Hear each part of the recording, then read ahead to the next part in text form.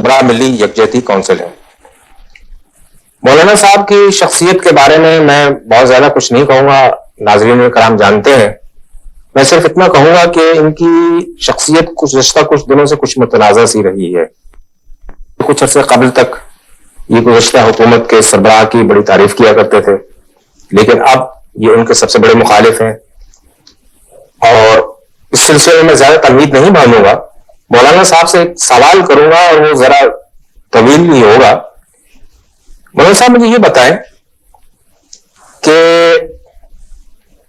آپ نے گزشتہ حکومت کی جو سربراہ تھیں محترمہ بے نظیر بھٹو صاحبہ، ان کے بارے میں آپ نے ایک زمانے میں بڑی تعریف و توصیف کی تھی، لیکن اب آپ ان کے سب سے بڑے مخالف بن کر ابھرے ہیں، اس کی کیا وجہ ہے؟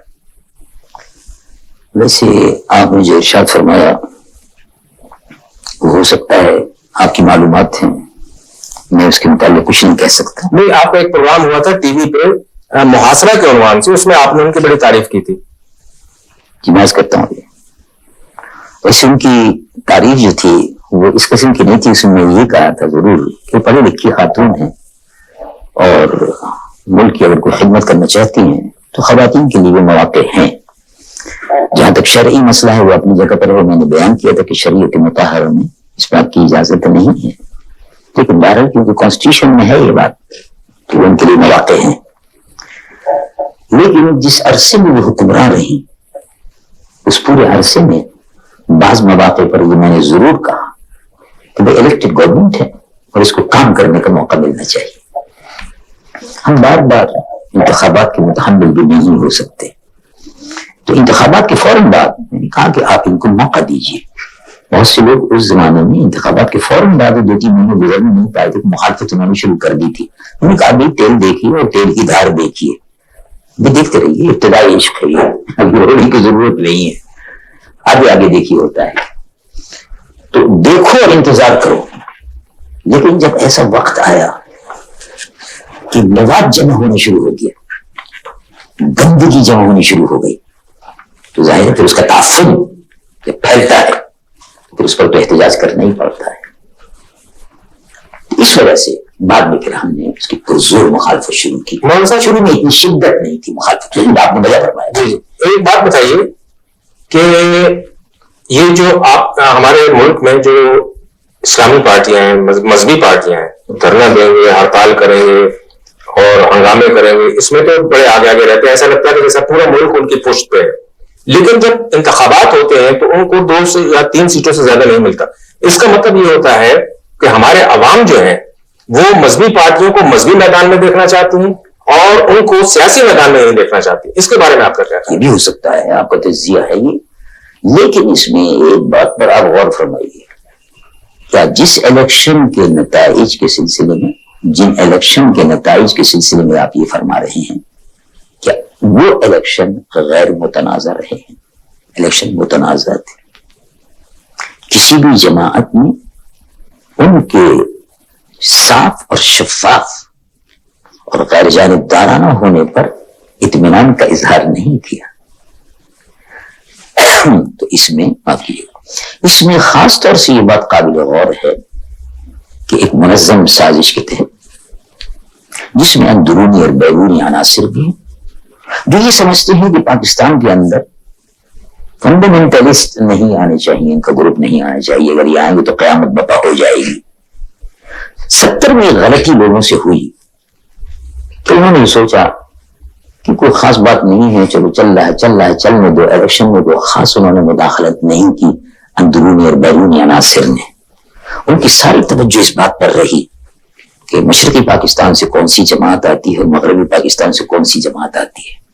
اسی میں مذہبی پارٹیاں جو بیچ میں سے نکل کر آئیں۔ چنانچہ 70 کے انتخابات میں جمعیت علماء پاکستان کے پاس 8 سیٹیں تھی پارلیمنٹ میں، جماعت اسلامی کے پاس 4 سیٹیں تھیں، 8 سیٹیں جمعیت علماء اسلام مفتی محمود گروپ کے پاس تھی۔ تو یہ ایک مذہبی جماعتوں کا ووٹ بینک تھا، جس کو آپ یہ کہہ سکتے ہیں کہ تقریباً 20 ہوتی تھی۔ 20 نے قومی اسمبلی کے اندر اسلام کو اس ملک کا سرکاری مذہب قرار دلوا دیا۔ 1973 کے کانسٹیٹیوشن میں یہ پاکستان کا پہلا کانسٹیٹیوشن ہے کہ جس میں اسلام ملک کا سرکاری مذہب ہے. اس سے پہلے کسی کانسٹیٹیوشن میں نہیں تھا. 1962 میں بھی تھا نہ، اسلام سرکاری مذہب نہیں تھا، اسلام اسٹیٹ ریلیجن نہیں تھا. اسلام ایک ریپبلک پاکستان نام تھا. یعنی جیسے بچے کا نام رکھ دیا، اب اس بچے کا مذہب کیا ہے وہ نہیں ڈکلیئر کیا، تو بچے کا نام رکھ دیا پاکستان اسلامی جمہوریہ. اب اس کا مذہب کیا ہوگا؟ تو وہ آیا سن 1973 کے کانسٹیٹیوشن میں. اس سے پہلے سن 1956 کے کانسٹیٹیوشن میں، سن 1962 کے کانسٹیٹیوشن میں جو صدر ایوب کا تھا. 56 کا جو تھا وہ چودھری محمد علی صاحب وغیرہ کا تھا، اور 62 کا جو تھا صدر ایوب کا تھا. 69 میں جو تھا یحییٰ خان کا کانسٹیٹیوشن تھا. اور اس کے بعد بھٹو صاحب نے دیا تھا پروویژنل کانسٹیٹیوشن. وہ presidential form of the government تھی، صدارتی نظام پر مبنی تھا. اسی کی بنیاد پر پھر سن 1973 میں کانسٹیٹیوشن بنا، اس کو پارلیمنٹری فارم میں تبدیل کیا گیا. تو یہ تمام جتنے بھی کانسٹیٹیوشن بنے، جو انٹرم کانسٹیٹیوشن ہے بھٹو صاحب کا یا اس سے پہلے کے کانسٹیٹیوشن ہو، اسلام سرکاری مذہب کسی میں نہیں تھا. اسلام سرکاری مذہب 73 کے آئین میں ہوا. Islam shall be state religion of Pakistan. اس کا مطلب یہ ہوا کہ the state has to defend Islam. تو اسٹیٹ پابند ہو گئی، سیکولرزم کا راستہ رک گیا. اب یہ کباب میں ہڈی ہے بہت سے لوگوں کے لیے، سیکولر قوتوں کے لیے. جو نظریاتی مملکت پاکستان ہے، پاکستان تو نظریاتی مملکت ہے، اس کا اسٹیٹ ریلیجن یہی ہونا چاہیے تھا. لیکن اسے توافل ماضی میں برتا گیا، اس کی طرف کوئی خاص توجہ نہیں دی گئی. لیکن یہ مذہبی جماعتیں پہنچ گئیں اور مد مقابل اکثریتی جماعت وہ تھی کہ جو سوشلزم پر غیر متزلزل یقین رکھتی تھی. سوشلزم ہمارا عقیدہ ہے اور معیشت ہے. اس جماعت سے سوشلزم تو خارج کروا دیا. سوشلزم کا کہیں دور دور 73 کے کانسٹیٹیوشن میں اتا پتہ نہیں ہے، لیکن اسلام اپنی جگہ پر موجود ہے اور اس کی بالادستی ہے. اسی کے ساتھ ساتھ مسلمان کی تعریف اس میں شامل ہوئی. اسی کے ساتھ ساتھ صدر کا حلف جو ہے اس میں اللہ پر، اس کی وحدانیت پر اور حضور پر نور صلی اللہ علیہ وسلم کے آخری نبی ہونے پر یہ حلف سب موجود ہے، جو جس کو اٹھانا پڑتا ہے صدر مملکت کو اور وزیر اعظم کو اور دوسرے لوگوں کو. تو بہرحال یہ کر رہا تھا کہ اسلامی تشخص اور نظریاتی جو اس کا دفاع تھا اس مملکت کا، وہ اس کانسٹیٹیوشن کے اندر موجود ہے. تو جو جماعتیں تھوڑی تعداد میں گئی تھی، ان کا ووٹ بینک اگر آپ دیکھیں تو ووٹ بینک بہت زیادہ تھا اس زمانے میں. جمعیت علماء پاکستان کا ووٹ بینک 14 لاکھ سے اوپر تھا 73 میں. یہ تو الیکشن کمیشن کی رپورٹ ہے. اس طرح سے اور دوسری جماعتوں کا بھی. مطلب اس کرنے کا یہ ہے کہ یہ ووٹ بینک بعد میں کم ہو گیا، کیونکہ اس کے بعد ایک منظم سازش چلی کہ ہم نے تھوڑی سی غفلت برتی تو ان جماعتوں نے دستور کو اسلامائزیشن اس کا کر لیا، دستور کو اسلامائز کر لیا. تو اس لیے انہوں نے پھر پوری تیاری کے ساتھ کوشش یہ کی کسی جماعت طرح سے دینی جماعتیں ایسی مؤثر تعداد میں نہ آ سکے کہ جسے وہ اپنی منمانی کر سکیں یا دباؤ ڈال سکیں. چنانچہ اس میں وہ کامیاب بہرحال رہے. تو ایک تو وجہ یہ ہے کہ ایک سازش ہے، دوسری وجہ یہ ہے کہ ووٹ ضائع ہو جاتے ہیں. اس کا ایک بہت اچھا بڑا آسان طریقہ بھی جس سے ووٹ ضائع نہ ہو وہ ہے پروپورشنل ریپرزنٹیشن، یعنی متناسب نمائندگی. متناسب نمائندگی میں ووٹ بینک سارا محفوظ رہتا ہے. اگر 15 لاکھ متناسب نمائندگی اگر سن 70 میں ہوتی تو جمعیت علماء پاکستان کی سیٹیں 8 تھوڑی ہوتی. 15 لاکھ ووٹ کی مناسبت سے سیٹیں جو ہیں 20 سے اوپر چلی جاتی. اس طرح سے دوسری جماعتوں کی بھی سیٹیں اسی حساب سے آتی ہیں. تو بہرحال اب بھی میں سمجھتا ہوں کہ اگر الیکشن دیانت دارانہ ہو، منصفانہ ہو اور آزادانہ ہو، الیکشن کمیشن غیر متنازع، اگر فرض کیجیے انتخابات آزادانہ اور منصفانہ ہو، الیکشن کمیشن پوری دیانتداری سے کسی بھی حلقے کے متعلق یہ رپورٹ ملے کہ وہاں فلاں جگہ پر بیلٹ باکس، ہم لوگ کہتے ہیں صاحب ووٹ ڈالیے ووٹ ڈالیے، لوگ دیکھتے ہیں کہ ہم نے ووٹ ڈالا، ووٹ ڈالنے کے بعد معلوم ہے کہ وہ تو بیلٹ باکس لے کے کچھ لوگ بھاگ گئے، کلیشن کاف کے ذریعے سے آئے اور لے گئے. تو جب یہ تماشے اس ملک میں ہوتے رہیں گے تو آپ کیسے توقع کرتے ہیں؟ صرف آپ کے ووٹوں پر لوگ کلیشن کاف کو ٹانگتے ہیں، دوسرے بھی شکایت کرتے ہیں. میں آپ کو حالیہ مثال دیتا ہوں. ابھی حال ہی میں اسی سال سانگھڑ ڈسٹرکٹ کے حلقے میں انتخابات ہوئے. جناب محترم مخدوم خلیق الزمان صاحب کینڈیڈیٹ تھے، مسلم لیگ کے بھی کینڈیڈیٹ تھے، جمعیت علماء پاکستان کے بھی کینڈیڈیٹ تھے. انتخابات ہوئے، ہم نے اپنے کینڈیڈیٹ کو وڈرا کر لیا مسلم لیگ کے حق میں. ऑन मुकाबला हो, बड़ा रास मुकाबला हो।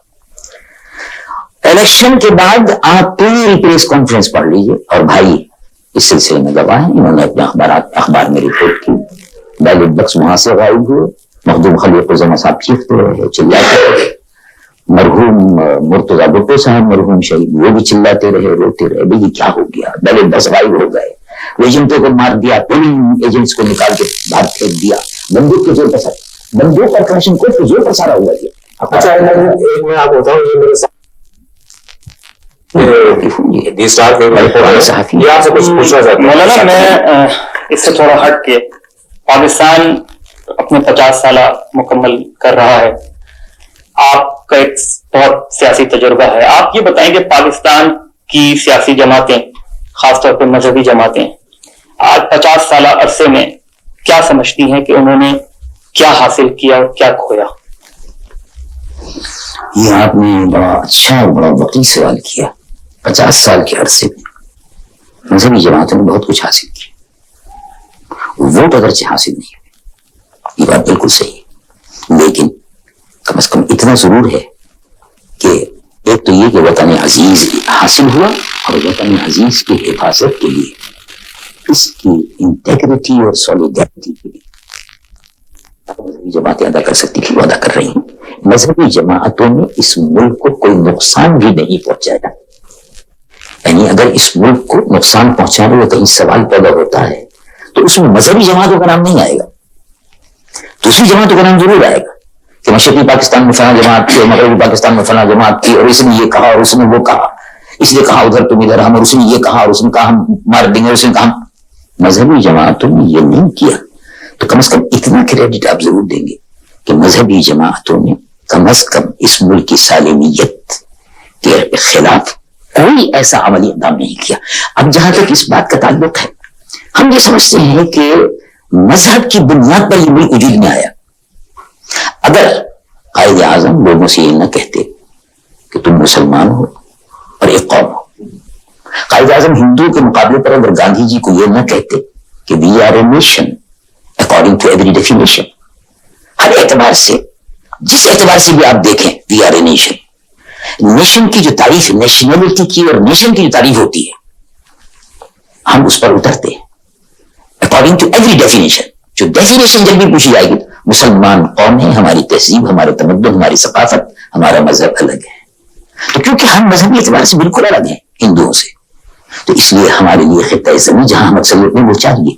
मालूम ये हुआ कि पाकिस्तान मजहबी बुनियाद पर, दो कौमी नजरिए की बुनियाद पर, टू नेशन थ्योरी की बुनियाद पर बना, और इस नजरिए की हिफाजत के लिए दीनी जमातें बड़ा अहम किरदार अदा कर रही हैं। लेकिन मौलाना, इससे पता कलामी हो जी फरमाइए। ये भी देखा गया है कि इस अरसे में इंतहा पसंदी जो है वो बढ़ी है, मतलब क्लैशनकॉफ, जिस तरीके से मजहब के नाम पे भी क्लैशनकॉफ इस्तेमाल हो रही है, सियासी नारों के नाम पे भी क्लैशनकॉफ इस्तेमाल हुई, तो इसको खत्म करने के बजाय ऐसा नजर आता है कि मजहबी जमातें खुद मजहब के नाम पे एक दूसरे के सामने आके क्लैशनकॉफ लेके खड़ी हो गई। ये चीज परवान चढ़ी, इस चीज को खत्म नहीं किया गया, इस चीज को खत्म करने के लिए कोई कोशिश नजर नहीं आ रही। तो इस सिलसिले में आप बताएंगे कि आपका इतना तजुर्बा है, और इसके अलावा जो दूसरी मजहबी जमातें भी हैं उनमें भी बड़े बड़े रहनुमा मौजूद हैं, तो मजहब के नाम पे एक मुल्क बना, मजहबी जमातें इस नारे को लेके आगे बढ़ी कि उस मजहब को प्रोटेक्शन देनी, उस मजहब को पूरी तरीके से आगे वो करना है, लेकिन नजर ये आया कि एक दूसरे को काफिर करार दे रहे हैं, एक दूसरे पे क्लैशनकॉफ तान रहे हैं। तो इंतहा पसंदी को बढ़ाने में मजहबी जमातें क्या ज्यादा कारफरमा नहीं है? बिल्कुल। मैं इस सिलसिले में थोड़ी सी वजाहत अर्ज करूंगा। जहां तक मजहबी जमातों में क्लैशनकॉफ, तशद्दुद के ताल्लुक है, मजहबी जमात जो मारूफ जमातें हैं उनमें कतन नहीं है।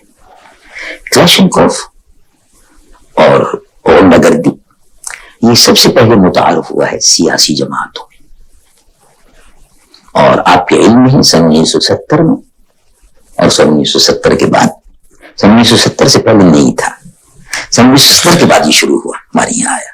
फिर उसके बाद माशाअल्लाह कराची और हैदराबाद में क्लैशनकॉफ बड़े पुरजोर तरीके से मुतारफ हुई, और फिर उसके बाद माशाअल्लाह मार्शल्लाह का दौर आया, اور اس مارشاء اللہ کے دور میں، اس سے پہلے مارشاء اللہ کا دور تھا، تو مارشاء اللہ کے دور میں افغانستان کی جنگ کی وجہ سے کلاشنکوف پوری آزادی کے ساتھ یہاں آ گئی. تو معروف مذہبی جماعتیں جو ہیں ان میں کلاشنکوف وغیرہ بالکل نہیں، ان کے جلسوں میں کلاشنکوف نہیں. آپ نے ملاحظہ فرمایا ہوگا جمعیت علماء پاکستان ہمارے جلسے ہوتے ہیں، کوئی کلاشنکوف نہیں. کبھی ایسی کوئی رپورٹ نہیں ہوئی کہ جمعیت علماء پاکستان کے جلسوں میں کلاشنکوف بردار لوگ تھے. میں خود بھی پھرتا ہوں، گھومتا ہوں بغیر کسی کلاشنکوف کے، بغیر کسی پہرے کے، نکلتا ہوں، جاتا ہوں، آتا ہوں. آپ نے بھی ملاحظہ فرمایا گھر پر بھی ادھر بھی کوئی پہرے دار نہیں، کوئی آدمی نہیں، کوئی کلاشنکوف نہیں. لیکن یہ بعض گروپس ہیں، بعض گروپ جن کا مقصد یہ ہے کہ وہ تشدد کے ذریعے سے اپنی بات کو منوانا چاہتے ہیں. تشدد کے ذریعے سے اپنی بات کو منوانے کا رواج سیاسی چند وہ عناصر کہ جو سیاست میں نئے نئے داخل ہوئے تھے انہوں نے اس کو متعارف کرایا، اور ان کی دیکھا داکھی دوسرے لوگوں نے بھی چند گروپ جو مذہبی اپنے آپ کو کہلاتے تھے انہوں نے داخل کرایا. انہوں نے مذہب کے نام پر بعض مقامات پر گڑبڑ بھی کی، لیکن میں ایک بات عرض کروں آپ سے کہ وہ اس میں کامیاب نہیں ہوئے. یعنی ان کا مقصد یہ تھا کہ پاکستان میں گلی گلی کوچے کوچا مذہب کے نام پر منافرت پھیلے اور کلاشنکوف چلے، لیکن الحمدللہ ایسا نہیں ہوا. آپ تو ماشاءاللہ بڑے سینئر اور باخبر صحافی ہیں، آپ کے علم میں ہے کہ ناردرن آئرلینڈ میں رومن کیتھولک اور پروٹیسٹنٹ کی جنگ مسلسل چل رہی ہے، اور وہاں محلے محلے گلی گلی آبادی تقسیم ہو گئی. ایک حصہ وہ ہے جس میں رومن کیتھولک رہتے، ایک حصہ وہ ہے جس میں پروٹیسٹنٹ رہتے، اور آئے دن ایک دوسرے کو قتل کرتے رہتے. لیکن مغربی میڈیا اس کی خبر صرف ایک کالم میں دیتا ہے. ہمارے یہاں مسجد کے اندر کوئی واقعہ اگر ہو تو یہ دہشت گردی کا واقعہ ہے. یہ مذہبی دہشت گردی کا تو ہو سکتا ہے، لیکن دو طبقے، مذہب کے دو معروف طبقے آپس میں ایک دوسرے سے متصادم ہو رہے ہیں، گلی گلی کوچے کوچے، شہر شہر، قریہ قریہ، نگر نگر، ایسا نہیں ہے. لیکن مطلب یہ ہے کہ یہ چند دہشت گرد ہیں جو اپنی بات منوانے کے لیے یا اپنی حیثیت منوانے کے لیے یا اندرونی یا بیرونی عناصر کے ایجنٹ کے طور پر کام کر رہے ہوں تاکہ پاکستان میں فسادات ہوں، مذہب کے نام پر ہوں اور بدنام کیا جائے. تیسرا اس کا ایک پہلو اور ہے، بڑا ہے، اس پر آپ توجہ فرمائیے گا. میں چاہتا ہوں کہ بحیثیت صحافی کی آپ کی توجہ اس پر موجود ہے. اس وقت یورپ میں اسلام تیزی سے پھیل رہا ہے. امریکہ اور انگلینڈ، یورپ، اسلام تیزی سے پھیلتا ہے. مساجد بن رہی ہیں، مدرسے کھل رہے ہیں، اسکول کھل رہے ہیں، مسلمان بچوں کی تعلیم، ان کی دین کی تربیت اور روحانی تربیت کے سلسلے وہ بڑی فکر بن گئی اس سے.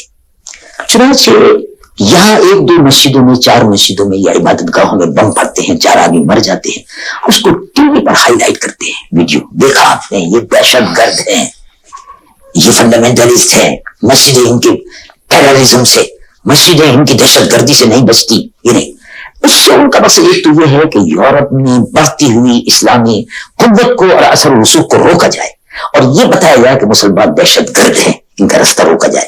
اور پھر یورپ کے لوگوں سے اپیل کی جائے کہ وہ اسلام کو یہ سمجھیں کہ یہ صرف ایک دہشت گردوں کا مذہب ہے، جہاں مسجدیں بھی ان کی دہشت گردی سے محفوظ نہیں ہیں. اور پھر ایک میسج یہ بھی دینا ہے کہ اگر وہاں وہ لوگ مسجد کے تقدس کو، اس کی سینکٹیٹی کو پامال کر سکتے ہیں تو تم بھی یہاں یہ جو مسجدیں بن رہی ہیں ان کی سینکٹیٹی کو پامال کرو. چنانچہ بعض مقامات پر یورپ میں مسجدوں کو آگ لگائی گئی. امریکہ میں نئی تعمیر مسجد کی، وہاں اس کو آگ لگا دی گئی. بعد میں گورنمنٹ نے بہرحال اس کی پھر دوبارہ بنانے کی اجازت دی اور انشورنس سے اس کے پیسے ویسے ملے، یہ الگ بات ہے اپنی جگہ پر، لیکن بہرحال لگا دی گئی آگ. یعنی مسجد کے تقدس کو پامال کرنے کی کوشش کی گئی. لیکن اس کے بعد ایسا ہوا. اب جو آپ نے فرمایا، میں آخری حصے پر اس کے آتا ہوں، معاف کیجیے گا ذرا جواب لمبا ہو گیا. وہ یہ ہے کہ ہم نے اس سلسلے میں جو مذہب کے نام پر جو لوگ تشدد کرتے تھے ان کے لیے پھر ہم نے ملی یکجہتی کونسل بنائی. اس سلسلے میں کوشش کافی کی. چنانچہ آپ نے بتایا فرمایا ہوگا کہ ویسے ہمیشہ پاکستان بننے کے بعد سب ہوتا رہے، اور اسی لیے ان کے عزائم کی تکمیل ہوتی ہے، اور اسی کے نام پر ان کو پیسے بھی ملتے ہیں، اور اسی کے نام پر وہ کلاشنکوف لیتے ہیں اور پیسے لیتے ہیں جب جذبات کو بھڑکاتے ہیں اور اپنی دکانیں چمکاتے ہیں اس طرح سے. تو ملی یکجہتی کونسل کے قیام کے بعد سے مارچ 1994 میں ملی یکجہتی کونسل کا قیام اسلام آباد میں عمل میں آیا، اور اس میں ہم نے طے کیا کہ مذہب کے نام پر کوئی دہشت گردی نہیں ہوگی. کوئی گروہ دہشت گردی کرتا ہے اور کسی گروہ کے جلسے میں کلاشنکوف بردار لوگ، اسلحہ بردار لوگ اگر ہوں گے تو اس کا ملی یہودی کونسل سے کوئی تعلق نہیں ہوا۔ چنانچہ الحمدللہ اب آپ دیکھیے کہ 2 محرم اس پورے پاکستان میں گزرے ہیں، اور بحیثیت صحافی کے آپ گواہی دے سکتے ہیں کہ محرم میں کسی قسم کا دہلی میں کوئی فساد نہیں ہوا، نہ سیڑھ بھی نہیں پھوٹی، پورا امن رہا۔ ایک دکا واقعات کہیں نہ کہیں ہوئے، اس میں ہم یہ سمجھتے ہیں کہ ملی یہودی کونسل کو ناکام بنانے کے لیے بعض قوتیں اندرونی اور بیرونی بھی ہیں۔ اس میں ان لوگوں کا جو بیرونی قوتیں ہیں ان کا بہت زیادہ دخل ہے۔ وہ چاہتے ہیں کہ اس خطے میں پاکستان میں امن نہ رہے، پاکستان میں شیعہ سنی کے نام پر فسادات ہو جائیں، اس لیے وہ کامیاب نہیں ہوئے، ہو جائیں۔